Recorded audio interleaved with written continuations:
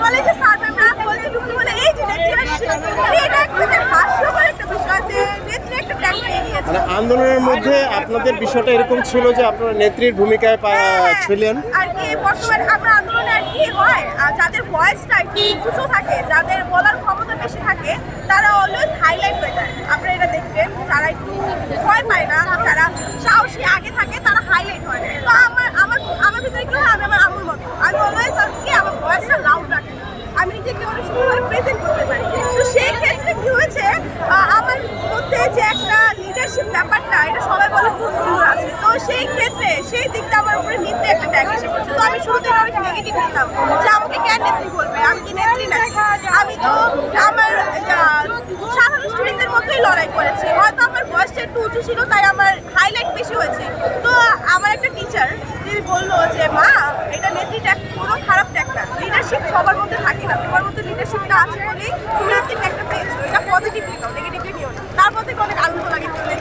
আচ্ছা, এখানে আরেকটা বিষয়, আন্দোলন চলাকালীন অবস্থায় আপনারা তো হয়তোবা যে বাসা থেকে হোক বা আপনার কলেজ থেকে হোক, ভার্সিটি থেকে হোক, যখন আপনারা আন্দোলনে এসেছেন, আসার পরে আপনারা যখন এখানে আন্দোলন শেষ করে যখন আপনারা আপনাদের ভার্সিটি বা কলেজে যাওয়ার চেষ্টা করতেন, সেই সময়টায় কোনো প্রতিকূলতার সৃষ্টি হয়েছিল কিনা আপনাদের শিক্ষকদের পক্ষ থেকে, বা কোনো আপনার ক্যাম্পাসে যাওয়ার পরে কোনো বাধা প্রতিবন্ধকতা সৃষ্টি হয়েছিল কিনা? আমি হলো একটা কলেজের শিক্ষার্থী। তো আমি পার্সোনালি আমি যে কলেজের, আমাদের কলেজে কোনো শিক্ষা আমাদেরকে কোনো বাধা দেয় না।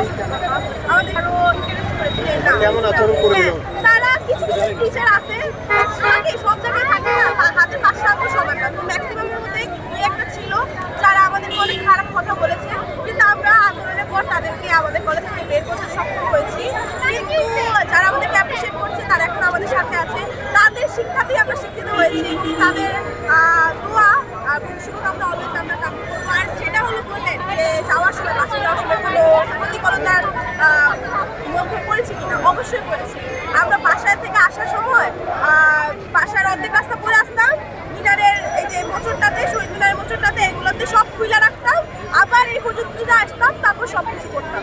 মানে এমন একটা দিন নেই যেদিন আমরা পরে মানে সব পরে একসাথে যেতে পারছি। যেমন আইডি কার্ড, আন্দোলনের জন্য যে পোশাকটা দরকার বা সেই পোশাকটা পরেও আপনারা স্টুডেন্ট, আমি এখন স্টুডেন্ট, আমার পরিচয়ের জন্য একটা আইডি কার্ড দরকার ছিল। তাহলে আমাকে ছাত্রলীগ তো আইডি কার্ড নেই, তো ছাত্রলীগ আর স্টুডেন্টদের মধ্যে পার্থক্যটা এটাই ছিল।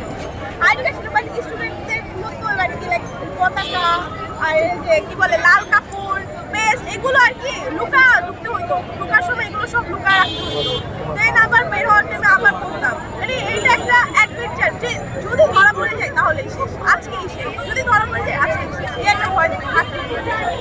পাশাপাশি আমরা এই ভাইয়াকে দেখতে পাচ্ছিলাম, ভাইয়া